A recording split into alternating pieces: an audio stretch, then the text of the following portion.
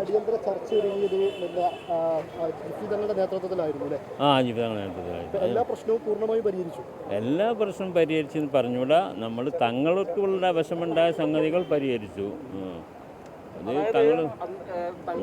അവിടെ പോയി എന്താണ് സംസാരിച്ചത്? എന്തൊക്കെ വിഷയങ്ങളാണ് പ്രധാനമായിട്ട് ചർച്ചയ്ക്ക് ഉയർന്നു വന്നത്? അങ്ങനെ പറയുകയാണെങ്കിൽ കുറേ പറയാനുണ്ട്. നമ്മൾ തങ്ങൾക്ക് വിഷമുണ്ടായ വിഷയങ്ങളുടെ ഒരു വിശദീകരണം കൊടുത്തു.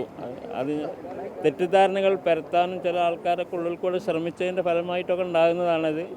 പിന്നെ കാര്യമായിട്ട് തെറ്റിദ്ധാരണ ഉണ്ടാക്കി നിങ്ങൾ ചാനലുകാർ തന്നെയാണ്. ചാനലുകാർ കൊടുത്തതാണ് ഏറ്റവും തെറ്റിദ്ധാരണ ഉണ്ടായത്.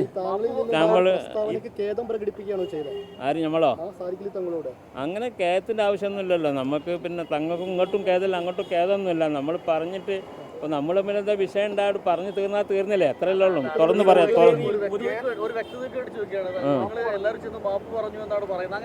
ആര് മാപ്പ് അള്ളാഹിനോടാ പറയാ. ഞങ്ങൾ അള്ളാഹുവിനോടല്ലാതെ വേറെ ആളും പറഞ്ഞു. ഞങ്ങൾ അസ്തഗ്ഫിറുല്ലാഹ് എന്ന് പറഞ്ഞാൽ അള്ളാഹിനോട് പറയലാണ്. വേറെ ഒരാളോട് നമ്മൾ മാപ്പ് പറയേണ്ട ആവശ്യമൊന്നുമില്ല.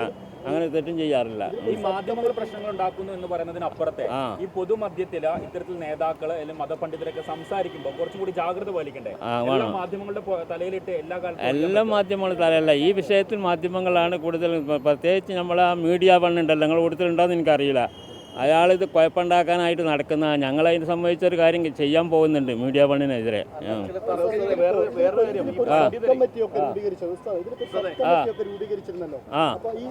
ഏത് സമയത്ത്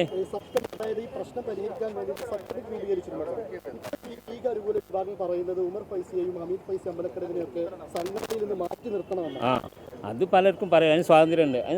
കുഴപ്പമില്ല. അതിന് സ്വാതന്ത്ര്യമുണ്ട്. ഇൻഷാ അല്ലാ. അത് നിങ്ങളും വേണ്ട, എല്ലാവരും ചെയ്യേണ്ട വിഷയമാണത്. അത് പൊതുവായിട്ട് പറയാണ്. നല്ല വർത്താനം പറയാവും, നല്ലതേ പറഞ്ഞോളൂ എന്നുള്ളതാണ്.